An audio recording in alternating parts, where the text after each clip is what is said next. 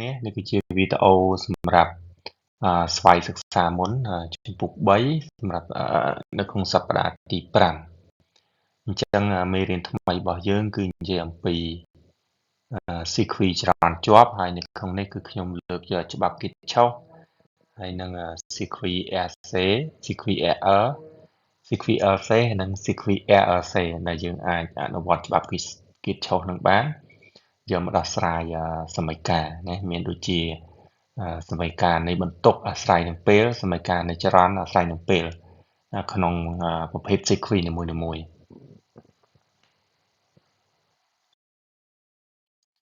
អញ្ចឹងអ្វីដែលយើងរៀនកន្លងមកយើងមាន resistor យើងមានកងដង្ស័រយើងមាន inductor យើងមានចនិតានៅដាច់ដោយឡែកពីគ្នានៅជំពូកមុនបាទឥឡូវហ្នឹងនៅក្នុង sequence ជាក់ស្ដែងណាទាំងអស់ហ្នឹងគឺវាមានលាយចូលគ្នាចម្រុះគ្នាតែម្ដងអញ្ចឹងជាមូលដ្ឋានគ្រឹះគឺយើងសិក្សាទៅលើsequence អគ្គិសនីជាប្រភេទ RC មានន័យថាយើងយក resistor ទៅតជាមួយនឹងកងដង្ស័រហើយតមួយចនិតាករណីផ្ទុកហើយនឹងយើងដកចនិតាចេញទៅករណីផ្ទេររឿងរ៉ាវចលិះគ្នានឹងដែរក៏កើតមានករណីយើងយកកងដង្ស័រទៅតជាមួយនឹង inductor ទៅតជាមួយនឹង resistor ដែលយើងទទួលបាន sequence RLC អញ្ចឹងវាមានសេរីមានខ្នែងអីតាមហ្នឹងទៅតែករណីរបស់យើងគឺយើងសិក្សាការតជាសេរីសិនហើយករណីតជាខ្នែងយើងនឹងសិក្សានៅក្នុងលំហាត់បន្ថែមទៀតអញ្ចឹងចំណុចចាប់ផ្ដើមដំបូងគឺយើងនិយាយគ្នាអំពីច្បាប់គិតឆុសអញ្ចឹងដើម្បីសិក្សាអំពីច្បាប់គិតឆុសបានលោកគ្រូអ្នកគ្រូទៅស្គាល់មូលដ្ឋានចំនួន2ទី1គឺថ្នាំងដូចម្ដេចហៅថាថ្នាំងដូចម្ដេចហៅថាវងអញ្ចឹងនៅក្នុង sequence អគ្គិសនីរបស់យើងថ្នាំងគឺជាកន្លែងដែលមានខ្សែចម្លងចាប់ពី3ឡើងទៅប្រសពគ្នាជាឧទាហរណ៍ដូចក្នុងរូបនេះអញ្ចឹង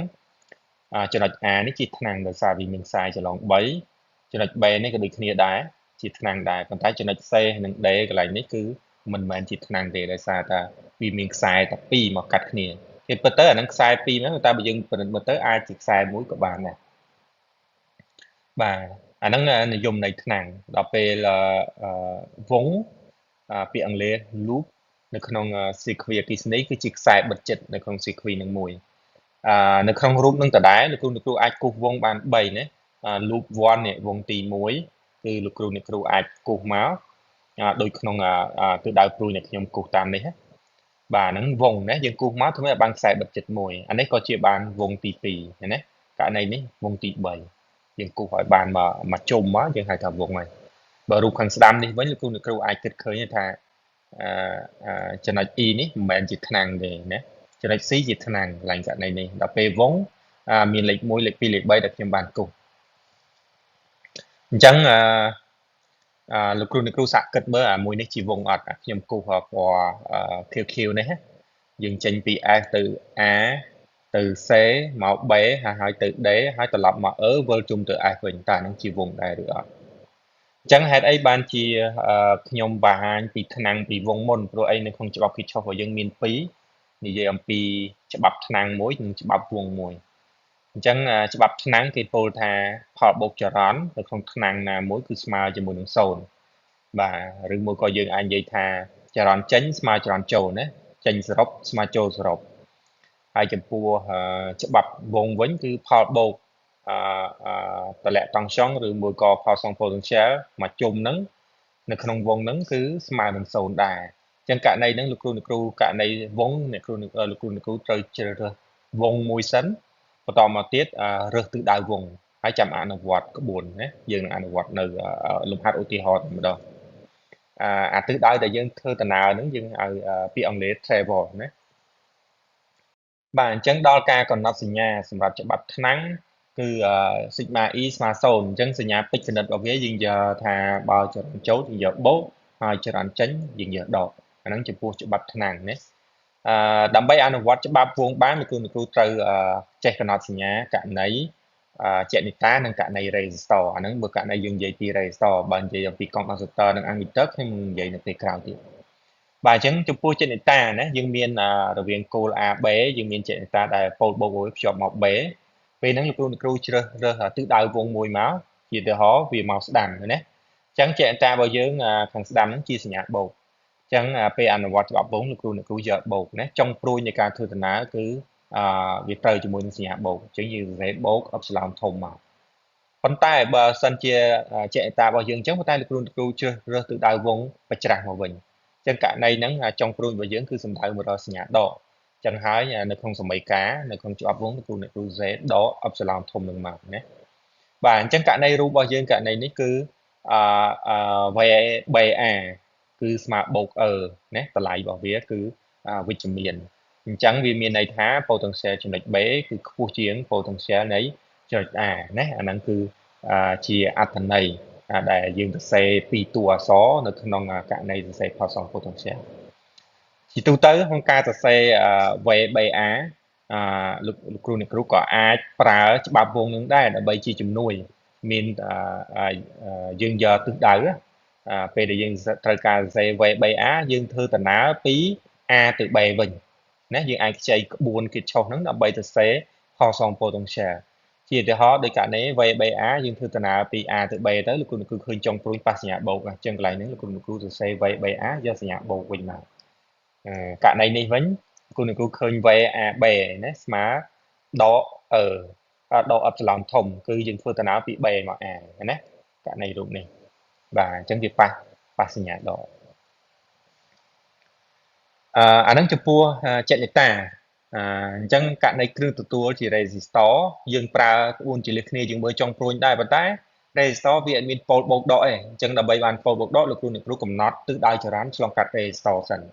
ជាឧទាហរណ៍ករណីនេះចរន្តនេះខ្ញុំយកមកខាងឆ្វេងអញ្ចឹងយើងដៅទិសដៅបូកនៅខាងស្ដាំទិសដៅដកនៅខាងឆ្វេងដោយសារចរន្តវារត់ពីបូកទៅដកនៅក្នុងមេរៀនរបស់យើងអញ្ចឹងពី potential ខ្ពស់ទៅ potential ទាបអញ្ចឹងហើយបើយើងដៅខាងស្ដាំហ្នឹងបូកអញ្ចឹងលោកគ្រូមើលចុងព្រួយនៃការធ្វើដំណើរណាពេលហ្នឹងឈប់មើលចរន្តហើយកាលណាដៅសញ្ញាបូកដកហើយមើលតែទិសដៅធ្វើដំណើរបើទិសដៅធ្វើដំណើររបស់យើង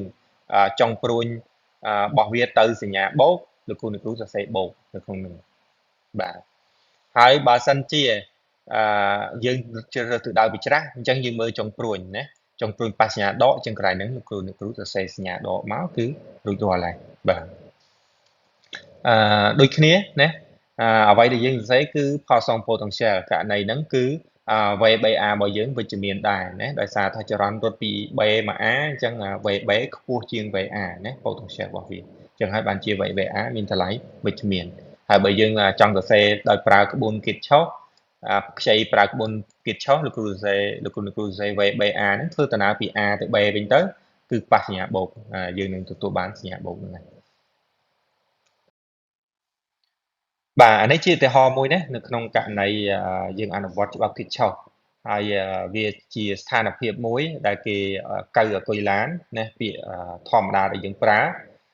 ក្នុងន័យបច្ចេកទេសគឺយើងសាកអគុយឡានណាអគុយឡានហ្នឹងវាអស់ភ្លើងយើងយកអគុយមួយទៀត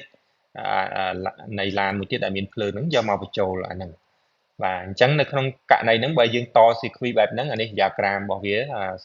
បំព្រួញរបស់វាអញ្ចឹងគេឲ្យយើងគណនាចរន្តឆ្លងកាត់ sequence ហ្នឹងហើយនឹង B គណនា Poisson potential VAB ចំណុច C គណនាអានុភាពបញ្ចេញដោយ EMS ណាអ្នកគុយនីមួយៗគឺកម្លាំងអគ្គិសនីចលករនីមួយៗតើវាបញ្ចេញអានុភាពមកប្រមាណបាទលោកគ្រូឃើញក្នុងហ្នឹងខ្ញុំជ្រើសរើសទិសដៅចរន្តរួចរាល់ហើយដោយសារតែយើងមានតែ sequence របស់យើងមានតែមួយជុំអញ្ចឹងហើយចរន្តឆ្លងកាត់ sequence គឺគ្រប់អង្គធាតុគ្រប់គ្រឿងអគ្គិសនីទាំងអស់គឺមានចរន្តឆ្លងកាត់ដូចគ្នាអញ្ចឹងយើងមិនបាច់តាំង E1 E2 E3 ទេហើយទិសដៅវងលោកគ្រូអាចយកវិលតាមដូចចរន្តហ្នឹងក៏បានដែរយកបច្រាស់ក៏បានដែរអត់មានបញ្ហាព្រោះអីទិសដៅវងយើងមានសិទ្ធជ្រើសរើសអញ្ចឹងយើងអាចអនុវត្តច្បាប់វងមកក្រោយពេលរើសចរន្តលោកគ្រូដៅបូកដកឲ្យហើយករណីដូច resistor 7 អូមលោកគ្រូឃើញ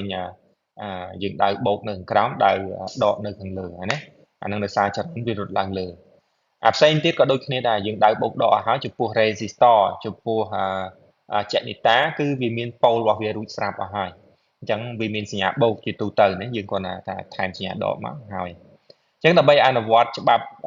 វងនឹងបានយើងធ្វើបានប៉ុណ្ណឹងហើយយើង ធ្វើដំណើរតាមវងជាឧទាហរណ៍ករណីនេះគឺខ្ញុំចាប់ផ្ដើមពីចំណុច B ហើយទៅឆ្វេងណា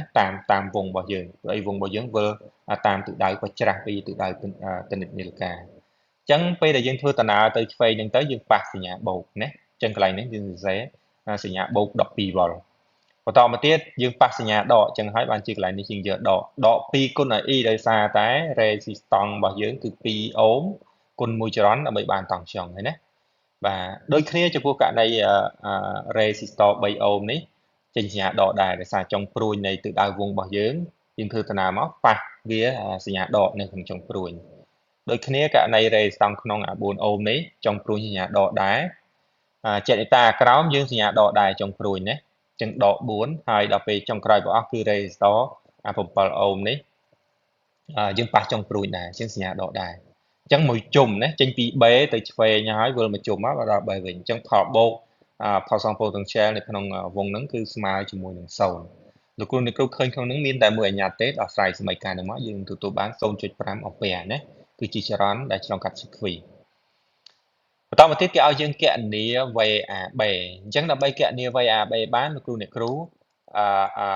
អាចជ្រើសរើសវិធីសាស្ត្រធ្វើដំណើរណាបច្ច្រាស់មកអូមកថាលោកគ្រូអ្នកគ្រូVAB ជាងធ្វើដំណើរពី B មក A ប៉ុន្តែពី B មក A មាន2ផ្លូវលោកគ្រូអ្នកគ្រូអាចមកខាងឆ្វេងនេះក៏បាន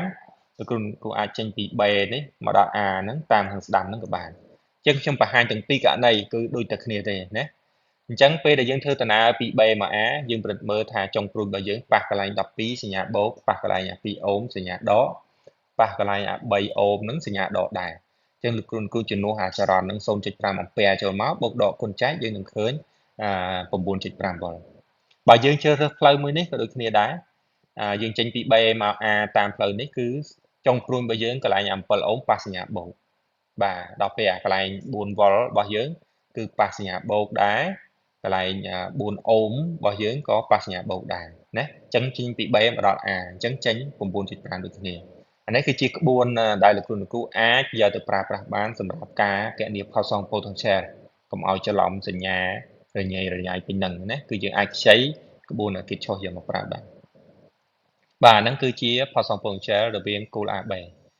ដល់ចំណុច C គឺយើងគណនាអានុភាពបញ្ចេញដោយ EMF របស់អាគុយនីមួយៗអញ្ចឹងករណីអាគុយ12វ៉ុលភ្លើងវាពេញណាវាជាអ្នកបញ្ចេញចរន្តអញ្ចឹងកាលណាវាបញ្ចេញចរន្ត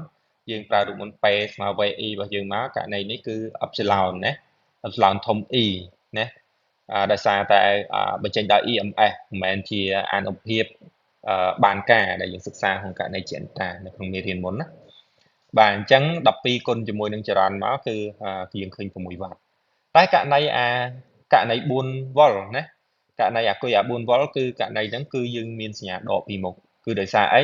ពេលនេះចរន្តរបស់យើងគឺមិនមែនចេញពីបូកទៅដកនៅក្នុងប៉ូលនៃអាគុយហ្នឹងគឺវាចូលតាមជើងបូកវិញអញ្ចឹងអត្ថន័យរបស់វាគឺសញ្ញាដកហ្នឹងគឺបញ្ចូលភ្លើងណាឬមួយក៏ផ្ទុកធម្មពលអញ្ចឹងហើយបានជាអានុភាពរបស់យើងចេញតម្លៃដក2វ៉ាត់កន្លែងហ្នឹងបាទឧទាហរណ៍ទី2ណាខ្ញុំផ្ដោតទៅលើច្បាប់គិតឆុសនឹងជាងគេដោយសារលោកគ្រូនឹងប្រើវានៅក្នុងមេរៀនមួយនឹងទាំងមូលតែម្ដងនៅក្នុង circuit RC RL និង RLC ដូចគ្នាដែរអញ្ចឹងក្នុងផ្នែកនេះយើងមាន circuit មួយដែលតមកញ៉ៃញ៉ៃខ្លាំងណាសេរីក៏មើលមិនចេញខ្នែងក៏មើលមិនចេញដែរអញ្ចឹងពេលហ្នឹងគេឲ្យយើងគណនាចរន្តឆ្លងកាត់ resistor នីមួយៗហើយនឹង resistance សាក់មួយអញ្ចឹងបើយើងពិនិត្យមើលទៅយើងអាចក្បួនរបស់យើងដំបូងគឺតាំងចរន្តឲ្យចេញសិនណាអញ្ចឹងចរន្តចូលត្រង់ C នេះខ្ញុំតាំងដោយ E ចេញពី C E1 ចេញពី C ខាងស្ដាំនេះ E2 បន្តមកដល់ចំណុច A នេះវាមានបែកទៅជា E3 ហើយនិង E4 ហើយដល់ចំណុច B នេះE2 E3 ចូលមកហើយចេញទៅជា E5 ណាខ្ញុំតាំងទាំងសិនបន្តមកទៀតដោយសារតែបើយើងពិនិត្យមើលអញ្ញត្តិយើងមានដល់តែ6អញ្ញត្តិអញ្ចឹងដោះស្រាយសមីការយើងត្រូវការ6សមីការប៉ុន្តែយើងអាចប្រើច្បាប់ថ្នាំងដើម្បីលុបអញ្ញត្តិមួយចំនួនចោលជាឧទាហរណ៍ដោយករណីនេះខ្ញុំប្រើច្បាប់ថ្នាំងត្រង់ចំណុច A បាទច្បាប់ថ្នាំងត្រង់ចំណុច A យើងសង្កេតឃើញថាម៉េច E1 ជាចរន្តចូលអញ្ចឹងខ្ញុំយកបូក E3 ជាចរន្តចេញខ្ញុំដាក់សញ្ញាដកឃើញទេ E4 ជាចរន្តចេញដែរខ្ញុំដាក់សញ្ញាដកដែរអញ្ចឹងផលបូកចរន្តគឺស្មើ0ត្រង់ថ្នាំងណាអញ្ចឹងយើងអាចទាញបាន E4 ស្មើ E1 ដក E3 អញ្ចឹងអាកន្លែងហ្នឹងយើងមិនបាច់តាំង E4 ទេយើងតាំង E1 ដក E3 តែម្ដងដើម្បីកាត់បន្ថយចំនួនអញ្ញត្តិណា យើងតាំងតា E1 E2 និង E3 ហើយផ្សេងទៀតយើងសេឲ្យជាប់អាហ្នឹងមកករណីត្រង់ចំណុច B ណាត្រង់ចំណុច B យើងមើលចរន្តហ្នឹងគឺ E2 ចូល E3 ក៏ចូលដែរអញ្ចឹងសញ្ញាវាបូកទាំងពីរតបមក E5 ចេញអញ្ចឹងយើងដាក់សញ្ញាដកវិញណាអញ្ចឹងផលបូកចរន្តស្មើ0អញ្ចឹងយើងទាញបាន E5 ស្មើ E2 បូក E3 អញ្ចឹងយើងកន្លែងហ្នឹងមិនបាច់តាំង E5 ទេយើងតាំង E2 បូក E3 តែម្ដងចុងក្រោយអស់ចំណុច C យើងមើលកន្លែងចំណុច C គឺចរន្តចូលមកគឺជា E ហើយចរន្តចេញគឺ E1 E2 អញ្ចឹងហើយបានជាកន្លែង E សញ្ញាវាវិជ្ជមានហើយកន្លែង E1 E2 សញ្ញាវាអវិជ្ជមានអញ្ចឹងយើងមិនបាច់តាំង E ក៏បានយើងតាំង E1 បូក E2 អញ្ចឹងមិញ6អញ្ញត្តិរបស់យើងដោយសារយើងប្រើច្បាប់ឆ្នាំង3អញ្ចឹងយើងកាត់បន្ថយចំនួនអញ្ញត្តិអស់3ណា3សមីការកាត់អស់3ចឹង3សមីការទៀតតាមណាគឺយើងត្រូវជ្រើសរើសវងសិនណាបានទិសដៅចរន្តដៅបូកដកលើកូរ៉េស៊ីស្តរហើយតបមកទៀតយើងអនុវត្តច្បាប់វងមកចឹងនៅក្នុងនេះខ្ញុំជ្រើសរើសវង3ដូចក្នុងរូបណាករណីវងទី1យើងអាចចាប់ផ្ដើមចេញពីកន្លែងពីក្រោមនេះទៅយើងធ្វើដំណើរឡើងលើទៅចុងព្រួយរបស់យើងប៉ះសញ្ញាបូកណាចឹងកន្លែងនេះយើងសរសេរបូក13ធ្វើដំណើរមកទៀតមកប៉ះជាមួយនឹងសញ្ញាដកណាបាទប៉ះជាមួយនឹងសញ្ញាដកអញ្ចឹងយើងដាក់ដក RE ប៉ុន្តែ R យើងពេលនេះ1អូមហើយ E របស់យើងជា E1 តទៅទៀតយើងបត់មកនេះមកប៉ះសញ្ញាដកទៀតហើយគឺ R របស់យើង1អូមតែ E របស់យើងពេលនេះគឺ E1 ដក E3 ណាអញ្ចឹងមកជុំហ្នឹងយើងបូកមកគឺស្មើជាមួយនឹង0អញ្ចឹងយើងអនុវត្តចំពោះករណីវងទី1វងទី2វងទី3មកគឺដូចគ្នាណាប្រើក្បួនតែមួយទេតាមរយៈហ្នឹងយើងអាចដោះស្រាយសមីការលោកគ្រូទាញយក E2 ជំនួសចូលសមីការ1 2មកយើងនឹងទទួលបានសមីការថ្មីហើយដែលជាប់តែ E1 និង E3 បាទហើយដោះស្រាយប្រព័ន្ធសមីការដែលមាន2អញ្ញត្តិករណីនេះខ្ញុំយកសមីការទី1ព្រីមហ្នឹងគុណជាមួយនឹង5ហើយបូកជាមួយនឹងសមីការទី2មកយើងនឹងដោះស្រាយបាន E1 គឺមានតម្លៃរបស់វាគឺស្មើជាមួយនឹង6អង្ពែបាទអញ្ចឹងតាមរយៈសមីការហ្នឹងយើងអាចទាញរក1ព្រីមក៏បាន2ព្រីមក៏បានយើងជំនួសចូលមកយើងប្រកបជាឃើញ E3 ឃើញដក1អង្ពែសមីការផ្សេងទៀតលោកគ្រូដោះស្រាយមកឃើញ E2 5អង្ពែ E4 7អង្ពែ E5 4អង្ពែហើយនឹង E សរុបរបស់យើងគឺស្មើជាមួយ11អង្ពែបាទអញ្ចឹងអ្វីដែលគួរឲ្យចាប់អារម្មណ៍ហើយហ្នឹងគឺ E3 របស់យើងគឺសញ្ញាវាអវិជ្ជមានអញ្ចឹងដោយសារយើងរើសទិសដៅចរន្តមកស្ដាំអញ្ចឹងបើវាចេញអវិជ្ជមានមានន័យថាចរន្តពិតប្រាកដដែលរត់នៅក្នុង circuit ទិសដៅរបស់វាទៅឆ្វេងវិញណាអញ្ចឹងកន្លែងនេះឧបមាថាលោកគ្រូរើសទិសដៅចរន្ត E3 ហ្នឹងទៅឆ្វេងវិញសមីការរបស់យើងនឹងដោះស្រាយចេញមក E របស់យើងស្មើ1អង្ពែ E3 ណាបាទលែងឃើញអវិជ្ជមានទៀតហើយបាទអញ្ចឹងដើម្បីគណនារេស្តង់ស័កមូលយើងអាចទៅគិតរឿងសេរីខ្នែងទៀតទេដោយសារតែករណីនេះគឺមើលទៅសេរីមិនសេរីខ្នែងរញ៉េញ៉ៃអញ្ចឹងដោយសារយើងស្គាល់ចរន្តឆ្លងកាត់ស៊ីគ្វីហើយយើងស្គាល់តង់ស្យុងរបស់ប្រភពទៀតអញ្ចឹងយើងអាចគណនារេស្តង់ស័កមូលបានតាមច្បាប់អូមណាគឺឃើញ 1.2 អូមបាទនេះគឺជាក្បួនគិតឈប់របស់យើងច្បាប់គិតឈប់របស់យើងយកមកប្រើសម្រាប់ដោះស្រាយរចរន្តរេស្តង់ស័កមូលករណីយើងប្រើវិធីសាស្ត្រសេរីខ្នែងអត់បានណាលក្ខណៈដែលវាមានឥទ្ធិពលខ្លាំងជាងករណីក្បួនរបស់យើងធម្មតាដែលដោះស្រាយកន្លងមកឥឡូវលោកគ្រូចេះច្បាប់គិតឈប់ហើយឥឡូវយើងចូលទៅដល់ការសិក្សាអំពី circuit AC ណាអញ្ចឹងអនុវត្តច្បាប់គិតឈប់នៅក្នុង circuit AC អញ្ចឹងយើងមានចនិតាយើងមានកុងតាក់ហើយយើងមាន resistor តជាមួយនឹងកងដង្សទ័រអញ្ចឹងចាប់ផ្ដើមដំបូងមកកងដង្សទ័ររបស់យើងអត់តផ្ទុកទេតតែកុងតាក់បិទបានវាចាប់ផ្ដើមផ្ទុកអញ្ចឹងដើម្បីអនុវត្តច្បាប់គិតឈប់បានសរសេរប្រព័ន្ធសមីការអីបានលោកគ្រូអ្នកគ្រូត្រូវដៅទៅដៅចរន្តសិនណាជាទូទៅតើយើងមាន EMS ហើយតើយើងមានកម្លាំង potential កយើងហើយស្គាល់ពើបូកហើយចរន្តរត់ចេញពីបូកមកជាទូទៅយើងដៅបែបហ្នឹងបាទកាលណាចរន្តរត់មកអញ្ចឹងកងដង្សទ័ររបស់យើងគឺផ្នែកឆ្វេងហ្នឹងបន្ទុកបូកហើយខាងស្ដាំហ្នឹងបន្ទុកដកអញ្ចឹងសញ្ញារបស់កងដង្សទ័រលោកគ្រូអាចយកជាសញ្ញាបូកដកសម្រាប់ការអនុវត្តច្បាប់គិតឈប់តែម្ដងបាទចរន្តចូលអញ្ចឹងបានយើងយកបូកដកបែបហ្នឹងណាបើចរន្តចេញហើយវានៅតែបូកដកទៀតអានឹងយើងគិតសញ្ញាបច្ច្រាស់ពីហ្នឹងមកបាទអញ្ចឹងទិសដៅវងខ្ញុំយកដូចពណ៌ខៀវៗនេះវិលមកឆ្វេងហ្នឹងមកជុំ អញ្ចឹងយើងអាចចាប់ផ្ដើមអនុវត្តច្បាប់គិតឈប់ចំពោះ sequence ARC ដែលមានចេញតាអញ្ចឹងករណីនេះខ្ញុំចាប់ផ្ដើមពីចំណុច A មុនចុះអញ្ចឹងយើងធ្វើដំណើរតាមវងមកស្ដាំមកយើងប៉ះសញ្ញាដកយើងដាក់ ARE ដក ARE ដល់ពេលប៉ះជាមួយនឹង condensator សញ្ញាដកដែរតង់ស្យុងរបស់ condensator គឺស្មើជាមួយនឹងបន្ទុកចែកជាមួយនឹងcapacity របស់វាអញ្ចឹងកន្លែងហ្នឹងដោយសារយើងប៉ះសញ្ញាដកយើងដាក់ដកគុយលើសេណាហើយចុងក្រោយរបស់អស់វិលទៅយើងប៉ះជាមួយនឹងចេនីតាគឺអីគេ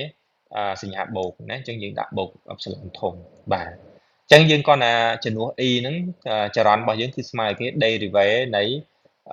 បន្ទុកអគ្គិសនីធៀបនឹងពេលហើយយើងចែកគ្រប់តួទាំងអស់នឹង air មកយើងបានសមីការនេះហើយខ្ញុំសរសេរបែបនេះគឺដើម្បីឲ្យចេញទម្រង់ជាសមីការទម្រង់ទូទៅមួយដែលលោកគ្រូអ្នកគ្រូអាចប្រើរូបមន្តគណិតវិទ្យាដាក់យកតែម្ដងណាអញ្ចឹងករណីនេះហើយវាមានទម្រង់ y' ព្រីមបូកជាមួយនឹង a y បូក b ដែល a ហើយនឹង b ជាមេគុណថេហើយ y' ព្រីមដែលយើងរៀននៅគណិតវិទ្យាគឺតាំងឲ្យ derivative នៃ y' ធៀបជាមួយនឹង x អញ្ចឹងចម្លើយទូទៅរបស់វាមានរាងបែបនេះ y ស្មើមេគុណ a ធំមួយគុណជាមួយនឹង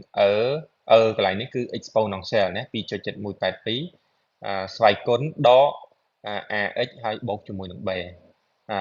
ញ្ចឹងបើតាមទម្រង់សមីការហ្នឹងយើងអាចសរសេរបានគុយព្រោះអីកន្លែងហ្នឹង y របស់យើងជាគុយហើយ x របស់យើងជាតេហើយ a របស់យើងកន្លែងនេះគឺ1នៅលើ rc ណាយើងយកគុណhere នឹងមកអញ្ចឹងយើងទទួលបានគុយស្មើ a សេគុណដកតេលើ rc បូកជាមួយនឹង b មេគុណ a និង b គឺជាមេគុណថេដែលយើងអាចត្រូវកំណត់តាមដែនណាតាមតម្លៃដែលយើងស្គាល់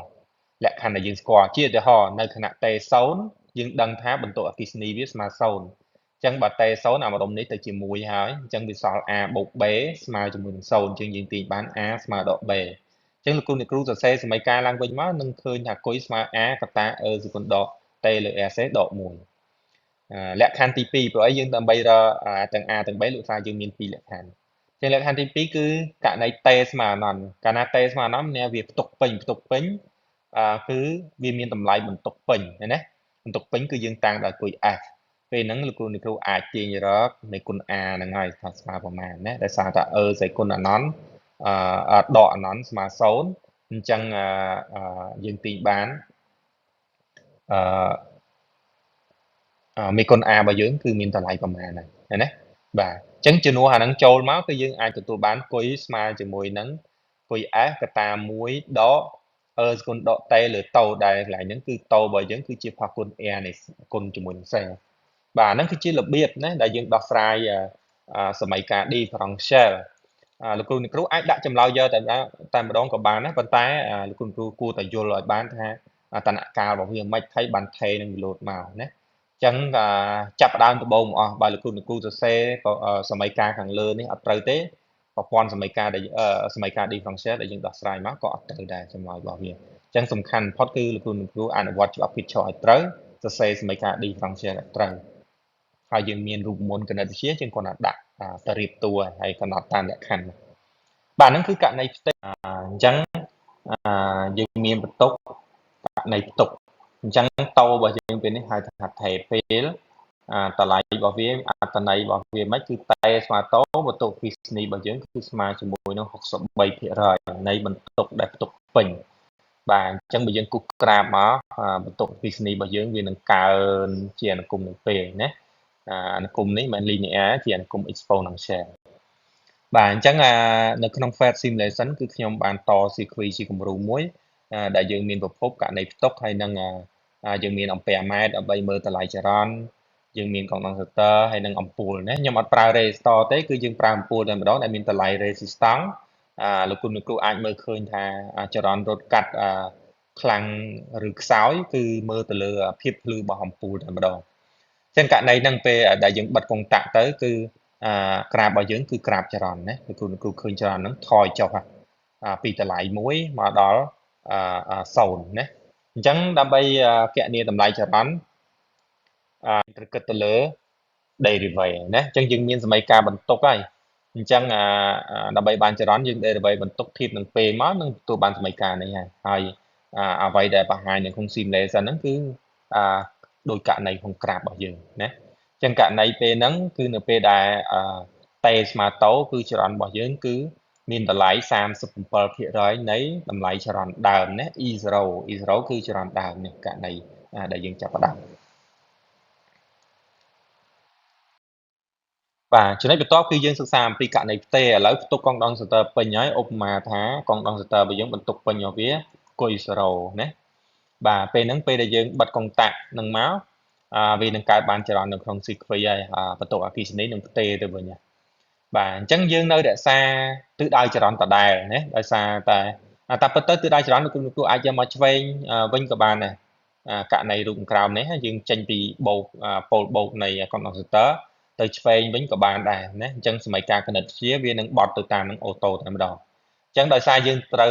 យើងរក្សាទម្រង់នៃសម័យការមិញ CQ របស់យើងដូចមិញអញ្ចឹងអនុវត្តច្បាប់ Kirchhoff មកយើងទទួលបានសញ្ញាដក ER ដកគុយលើសេកន្លែងនេះគឺអត់មានប្រភពទេណាយើងគាត់តែលុបប្រភពចេញឯងសម័យការរបស់យើងដដែល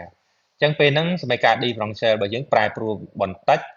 តែជាទម្រង់បែបនេះអញ្ចឹងលោកគ្រូនឹងដោះស្រាយទៅទទួលបានគុយស្មើជាមួយនៃគុណ A ថេ1គុណជាមួយនឹង exponential នៃដក t លើ RC បាទកន្លែងនេះយើងអាចកំណត់លក្ខខណ្ឌដើមខណៈ t ស្មើ0គឺគុយរបស់យើងគឺស្មើគុយ0បាទអញ្ចឹងយើងទទួលបានមេគុណ A របស់យើងគឺស្មើជាមួយនឹងគុយ0បាទពេលហ្នឹងគុណគ្រូគឺដោះស្រាយប្រព័ន្ធដោះស្រាយសមីការ differential បានរួចរាល់អញ្ចឹងយើងអាច check មើលថាវាត្រូវអត់នៅពេលដែល t ស្មើ anon អញ្ចឹងវាផ្ទេរអស់អញ្ចឹងគ្រូឲ្យ t ស្មើ anon មកសេគុណដក anon វានឹងចេញបានតម្លៃ0ណាគុយរបស់យើងស្មើ0នៅពេលដែល t ធំខ្លាំងបាទអញ្ចឹងតម្លៃគុយ0របស់យើងមានតម្លៃស្មើអីស្មើជាមួយនឹង c គុណឲ្យ v bc ណា v bc គឺជាតង់ខ្យងរវាងគោលទាំងពីររបស់កង់ដុងសតើរបស់យើងអញ្ចឹងអាហ្នឹងវាអាស្រ័យទៅលើតម្លៃកង់ដុងសតើរបស់យើងដែរណាតើកង់ដុងសតើហ្នឹងតម្លៃប្រមាណហើយវាបានផ្ទុកនៅតង់ខ្យងប្រមាណអញ្ចឹងវាមានតំណែងគ្នារវាងបន្ទុកអគ្គិសនីតង់ខ្យងហើយនិងកង់ដុងសតើនៅក្នុងរូបមន្តដែលយើងរៀនកន្លងមកបាទនេះគឺជាក្រាបណាក្រាបនៃការផ្ទេរបន្ទុកអគ្គិសនីអញ្ចឹងបន្ទុកអគ្គិសនីរបស់យើងថយចុះជាអនុគម exponential នៅពេលតេស្មើតូគឺគុយរបស់យើងគឺស្មើតែ37%នៃបន្ទុកគុយដើមទេបាទអញ្ចឹងដើម្បីបានសមីការចរន្តយើងធ្វើដូចមិញ derivative វាមកប៉ុន្តែលោកគ្រូចាប់អារម្មណ៍កន្លែងនេះគឺឃើញមានសញ្ញាដកណាអវិជ្ជមានអញ្ចឹងដោយសារតែទិសដៅចរន្តរបស់យើងមិញគឺយកមកខាងស្ដាំករណីកណ្ដុងសតើបូកដកអញ្ចឹងហើយយើងយកទិសដៅចរន្តមកអញ្ចេះអញ្ចឹងដូចខ្ញុំបញ្ជាក់អញ្ចឹងសមីការ differential កាលណាយើងយកសញ្ញាអីត្រូវអស់ហើយអញ្ចឹង solution របស់វាចម្លើយរបស់វានឹងមកអូតូតែម្ដងណាអញ្ចឹងករណីនេះចម្លើយអវិជ្ជមានចរន្តអញ្ចឹងមានន័យថាចរន្តវាចេញពីបូកទៅដកណាវាមិនមែនមកខាងស្ដាំទេចរន្តរបស់យើងដែលរើសហ្នឹងយើងគួរតែរើសមកឆ្វេងវិញដើម្បីបានតម្លៃវិជ្ជមានតែសម័យការអត់ខុសទេអត់អីទេវាគាត់ជាតម្លៃពេជ្រគណិតតែអត្ថន័យរូបវិទ្យារបស់យើងគឺមិនមានការប្រែប្រួលទេអញ្ចឹងបើករណីលោកគ្រូត្រឡប់ទិសដៅចរន្តដោះស្រាយសម័យការ differential នឹងសារថ្មីមកលោកគ្រូនឹងទទួលបានចរន្តរបស់យើងគឺស្មើ e គុណនឹង e ដក t លើតូដដែលទេប៉ុន្តែ e យើងពេលនេះគឺវិជ្ជមានលែងស្មើដក v លើ a ហើយគឺស្មើជាមួយនឹងបូក v លើ a វិញដោយសារយើងរើសទិសដៅចរន្តត្រូវបាទអញ្ចឹងអានេះជា simulation ដែលខ្ញុំបង្កើតមកកង់ដុងសតើហ្នឹងបានផ្ទុករួចរាល់ហើយយើងភ្ជាប់មកអំពូលខ្ញុំដាក់ ampereម៉ែត្រដើម្បីងាយស្រួលអានតម្លៃចរន្តហើយអានេះជាប្រភេទ ampereម៉ែត្រដែលយើងអាចមើលជាក្រាបបានណាក្រាប ampere ក្រាបហ្នឹងវាគូសតម្លៃចរន្តជាមួយនឹងរយៈពេលអញ្ចឹងគ្រូឃើញចរន្តថយចុះណានៅពេលដែលកង់ដុងសតើរបស់យើងផ្ទេរបន្ទុកអគ្គិសនីបាទចូលដល់គ្រឿងទី3របស់យើងនិយាយអំពីអាំងឌុយទ័រករណីអាំងឌុយទ័រគឺវាលើសវាមានលក្ខណៈចម្លែកពីកង់ដុងសតើហើយនឹងរេស៊ីស្តបន្តិចណាឥឡូវខ្ញុំលើកករណីរេស៊ីស្ត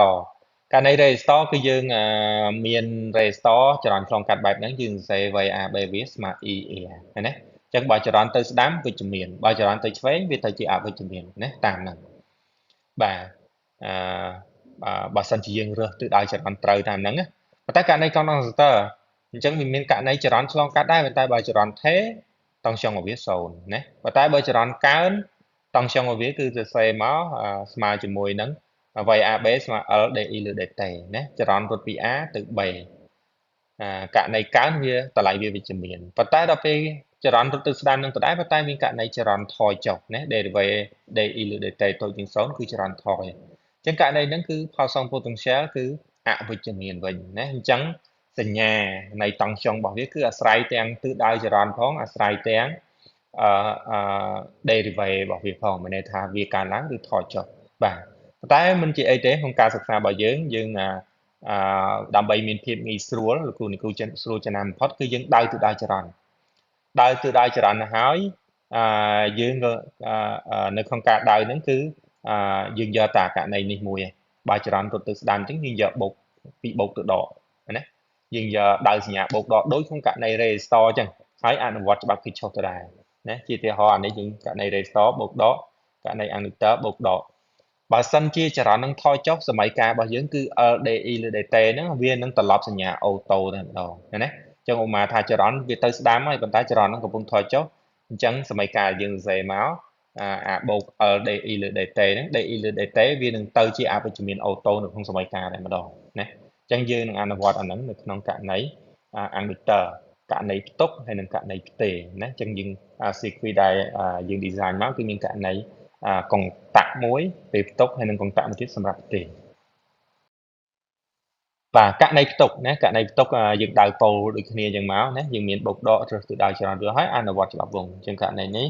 ចាប់គេឈប់ឲ្យយើងអនុវត្តមកបានបែបនេះណាយើងគ្រូឃើញមានសញ្ញាដកទាំងពីរករណីហើយបូកជាមួយនឹង epsilon e បាទនេះក៏យើងសរសេរតួវាឲ្យត្រូវមកដើម្បី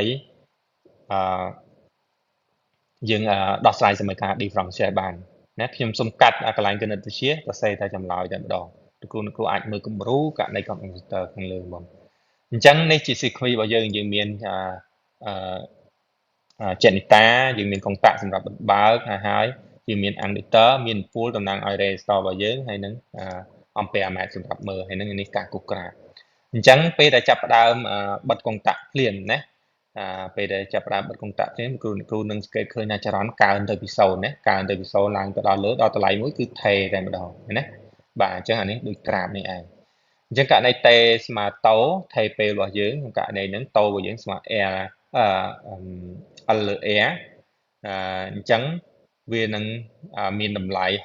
63% នៅពេលតេស្មើតូចរន្តមានតម្លៃ 63% នៃចរន្តអតិបរមាអញ្ចឹងអានឹងនៅពេលតេស្មើអាណនទៅយើងជំនួសអាណនចូលទៅចរន្តអតិបរមារបស់យើងនឹងឃើញតម្លៃរបស់វាគឺស្មើជាមួយនឹង epsilon ធំចែកជាមួយនឹង R បាទចំពោះករណីផ្ទេរណាផ្ទេរថាមពលម៉ាញ៉េទិកវិញអញ្ចឹងយើងកុងតាក់មួយមិញចំហហើយបិទកុងតាក់ពីរទៅពេលហ្នឹងយើងអត់មានប្រភពទេយើងរើសទិសដៅចរន្តបែបហ្នឹងមកយើងអនុវត្តច្បាប់គិតឈប់គឺបានសញ្ញាបូកករណីនេះណាអញ្ចឹងដោយសារតែយើងវិលទៅប៉ះចុងព្រួយរបស់យើងប៉ះសញ្ញាបូកជានិច្ចណាកន្លែងហ្នឹងបាទអញ្ចឹង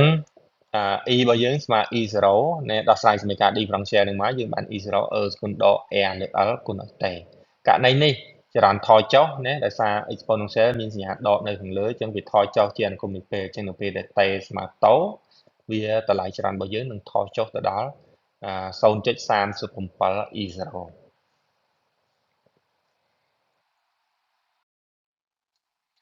បាទទី4ណាយើងយកយើងយក C ទៅគុំមួយ R L ទៅគុំមួយ R ឥឡូវយក L មកគុំមួយ C វិញអញ្ចឹងករណីហ្នឹងកង់ transistor នេះខ្ញុំផ្ទុករួចរាល់អស់ហើយបន្តមកទៀតយើងយកវាមកភ្ជាប់ជាមួយ inductor តើពេលហ្នឹងមានអ្វីកើតឡើងអញ្ចឹងពេលហ្នឹងលោកគ្រូជ្រើសរើសសញ្ញាទិសដៅចរន្តតាមទិសដៅបែបនេះមកជាទូទៅយើងតាំងចរន្តចូលទៅជើងបូកនៃកង់ transistor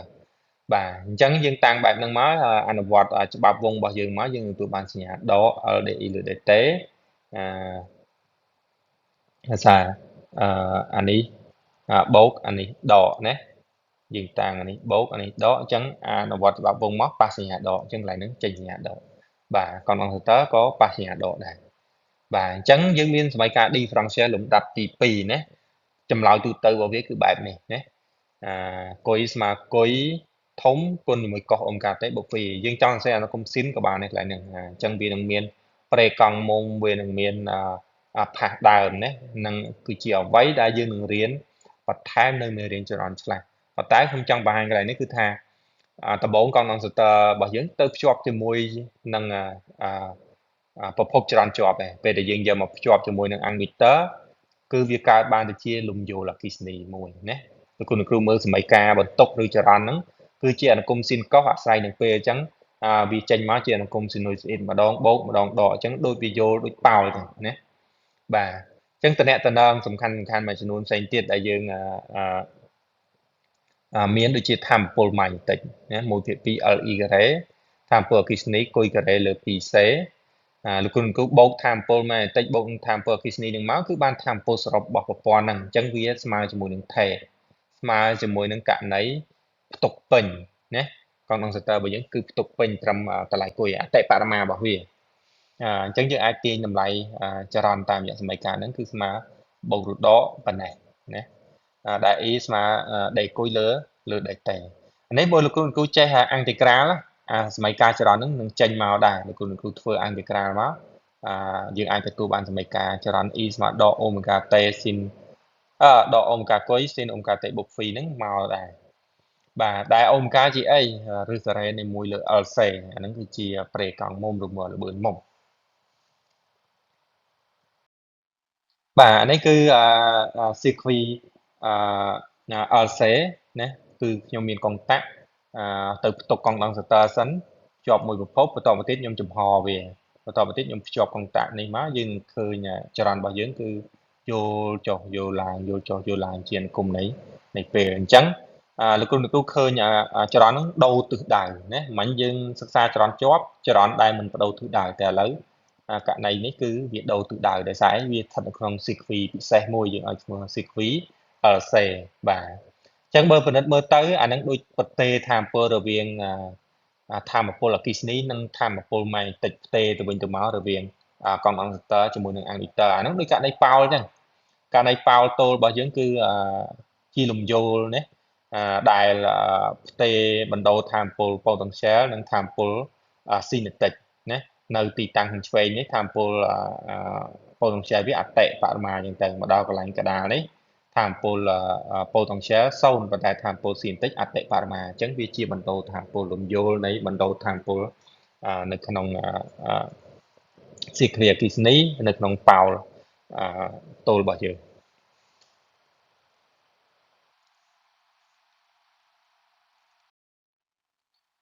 បាទចំណុចចុងក្រោយគឺខ្ញុំចង់និយាយអំពី sequence RLC ណាមិញបើយើងភ្ជាប់ L ជាមួយនឹង C វា sequence យល់ចុះយល់ឡើងអញ្ចឹងលោកគ្រូអាចសម័យបានណាថាយើងបើសិនជាយើងមាន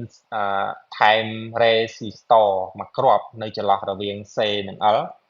កណ្ដុងសតើនិង ammeter តើនឹងមានអ្វីកើតឡើងយើងដឹងហើយកណ្ដុងសតើគឺ resistor ទូនទីវាគឺស៊ីភ្លើងណាបំលែងធម្មពលអគ្គិសនីទៅជាធម្មពលកម្ដៅចឹងពេលហ្នឹងធម្មពលលែងរក្សានៅក្នុង sequence LC ទៀតហើយគឺដោយសារតែមាន resistor មួយជាអ្នកចាំស៊ីធម្មពលពេលហ្នឹងលំយោលអគ្គិសនីរបស់យើងលែងយល់ទៅវិញទៅមកដោយ amplitude ថេ amplitude វានឹងប្រែប្រួលអញ្ចឹងអាចចម្លើយអស់ហ្នឹងគឺវាប្រែប្រួលតាមករណីដែរបើ resistor ហ្នឹងមានតម្លៃ resistance ធំពេកវាធ្វើឲ្យលែងមានលំយោលវាទៅបានតែមកបន្តិចវាធ្លាក់អស់ធម្មពលវាស៊ីធម្មពលអស់តែបើ resistor មានតម្លៃតូចវាអាចជះឥទ្ធិពលទៅដល់ប្រភេទលំយោលដែរលោកគ្រូនឹងឃើញនៅក្រាបនៅ slide បន្ទាប់អញ្ចឹងដើម្បីបានចម្លើយនៃសមីការហ្នឹងលោកគ្រូត្រូវដោះសរសេរតាមច្បាប់គិតឆុសឲ្យហើយសិនផ្ទុកកង់ដងសតើរួចរាល់ហើយហើយលោកគ្រូដៅទៅដៅចរន្តបែបហ្នឹងហើយយើង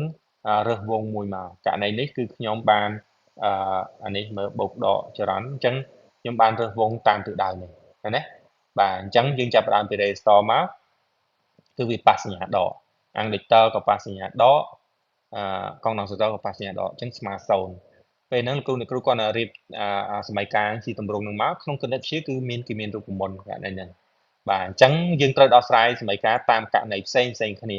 ខ្ញុំលើកជាឧទាហរណ៍មួយគឺករណី r ការ៉េតូចជាង4ដង LC អញ្ចឹងសមីការបើយើងដោះស្រាយមកចេញចម្លើយបែបនេះដែល r ជាមេគុណថេដែលយើងត្រូវកំណត់ផាសដើមក៏ជាមេគុណថេដែលយើងត្រូវកំណត់ដែរណាបាទវាជាថេនៅក្នុងហ្នឹងឯងដូចយើងដោះស្រាយមុនហ្នឹងអញ្ចឹងករណីផ្សេងទៀតករណី r ការ៉េ ស្មើ4ដង L លើ C ហើយនឹងករណីធំជាងគឺចម្លើយរបស់វាគឺបែបនេះណាអានេះគឺជាចម្លើយដែលខ្ញុំសរសេរជូនលោកគ្រូអាចរកប្រភពគណិតក្នុងគណិតវិទ្យាអាច check មើលណាតាមនេះបាទអ្វីដែលខ្ញុំចង់ផ្ដោតសំខាន់ជាងគេគឺអត្ថន័យណានៅពេលដែល ray ស្តង់តូចពេកអញ្ចឹងមិញលំយល់អគ្គិសនីរបស់យើងគឺយល់ទៅយល់មក amplitude ថេរប៉ុន្តែដោយសារតែយើងមាន resistance នៅក្នុង resistor នៅក្នុងហ្នឹងអញ្ចឹងវាស៊ីភ្លើងអញ្ចឹងហើយលំយល់របស់យើងលែងថេរ amplitude វានៅតែយល់ដដែលទេប៉ុន្តែវាថយចុះ amplitude រហូតទៅដល់0ណាអានឹងករណី ray ស្តង់តូចប៉ុន្តែបើ ray ស្តង់វាគោរពតាមតម្លៃលក្ខខណ្ឌនេះគឺលំយល់ហ្នឹងជាពាក្យអង់គ្លេសគេឲ្យឈ្មោះថា critically damp វាជាលំយល់ថយណាគឺថយខ្លាំងគឺវាធ្លាក់លឿនតែម្ដងនៅក្នុងនោះសមីការខ្ញុំសរសេរជាបន្ទុកប៉ុន្តែលោកគ្រូអាចបដូរវាទៅជាចរន្តដោយធ្វើ derivative ណាដែលគួយលើ dt ការនេះចរន្តករណីចរន្តគឺខ្ញុំមាន simulation បង្ហាញបាទករណីចុងក្រោយរបស់គឺលក្ខខណ្ឌ air array ធំជាង4ដងអញ្ចឹងពេលហ្នឹងគឺជាលំយល់ថយដែរប៉ុន្តែរៀងខ្សោយណាវាអត់ធ្លាក់ខ្លាំងទេអញ្ចឹងយើងមើលបន្ទុករបស់យើងកន្លែងនេះធ្លាក់ខ្លាំងអានេះធ្លាក់មករៀងយឺតជាងបាទអានេះគឺជាសមីការរបស់វាបាទនៅក្នុងវីដេអូនេះលោកគ្រូនឹងអាចឃើញក្នុងករណីនេះ air array តូចជាង4ដង LC ណាខ្ញុំដាក់ ray ស្តង់តែ1អូមទេហើយammeter របស់យើង 2.5 Henry ហើយបន្ទុកcapacity 0.1 farad ណាអញ្ចឹងក្រោយផ្ទុកឲ្យផ្ទេលោកគ្រូឃើញហើយលំយល់ចាប់ដើមដំបូង amplitude ប៉ុណ្ណាអញ្ចឹងពេលវាផ្ទេទៅលំយល់ថយចុះរហូតណាស្វ័យតែបើតាក្រាបនេះជាក្រាបចរន្តប៉ុន្តែលោកគ្រូគាត់ណា derivative ក្រាបបន្ទុកមកគឺបានហើយអញ្ចឹងលោកគ្រូអាចសង្កេតឃើញណាទិសដៅចរន្តមិញរត់ចុះឡើងចរន្តដូរវាដូរទិសអញ្ចឹងអាលំយល់បូកដកនឹងឯងគឺទិសដៅចរន្តប្រែប្រួលហើយតម្លៃរបស់វាគឺថយចុះតាមនឹងបាទករណីទី2គឺខ្ញុំកណនាទៅឃើញថាតម្លៃលក្ខខណ្ឌរបស់វាដើម្បីដែលត្រូវជាមួយនេះគឺ resonance air 10អញ្ចឹងពេលដែលភ្ជាប់កង់ដង starter ទៅលោកគ្រូនឹងសង្កេតឃើញណាចរន្តរបស់យើងគឺកើនឡើងបន្តិចហើយថយចុះណាថយធ្លាក់លឿនលោកគ្រូអាចចងចាំពីល្បឿនដែលវាធ្លាក់ណាប្រហែលជាតែ2កន្លះដល់0ណា2វិនាទីប៉ុន្តែនៅក្នុងករណីដែលពេលដែលresonance របស់យើងមានតម្លៃធំជាងហ្នឹងវាធ្លាក់យឺតវិញណាក្នុងករណីទី3គឺ air array ធំជាង4ដង AC ពេលនេះខ្ញុំដាក់30អូមពេលហ្នឹងលោកគ្រូឃើញថាវាចាយពេលច្រើនជាងណាវាជាលំយល់ថយប៉ុន្តែវាប្រើរយៈពេលយូរដើម្បីធ្លាក់ទៅដល់0បាទអញ្ចឹងនៅក្នុងការសិក្សាមេរៀនរបស់យើងគឺយើងសង្ខេបវិញគឺមាននិយាយអំពីច្បាប់គិតឆុសលោកគ្រូទៅស្គាល់ថ្នាំងទៅស្គាល់ផ្នែកអនុវត្តច្បាប់ថ្នាំងច្បាប់ផ្នែកជារើសសញ្ញាដៅប៉ូលឲ្យត្រូវបន្តមកទៀតដើម្បីសិក្សាវានៅក្នុង sequence ករណី ray ស្តង់សុតមិនជាបញ្ហាប៉ុន្តែករណីមានកង់ oscillator ករណីមាន ammeter លោកគ្រូត្រូវសេសមីការ differential ហើយយើងមានសម័យរូបមន្តគណិតវិទ្យាដើម្បីរកចម្លើយរបស់វាបាទសូមអរគុណច្រើនលោកគ្រូអញ្ចឹងនៅក្នុងថ្នាក់យើងនឹងជួបគ្នាវិភាសាអំពីសំណួរទាំងឡាយដែលលោកគ្រូឆ្ងល់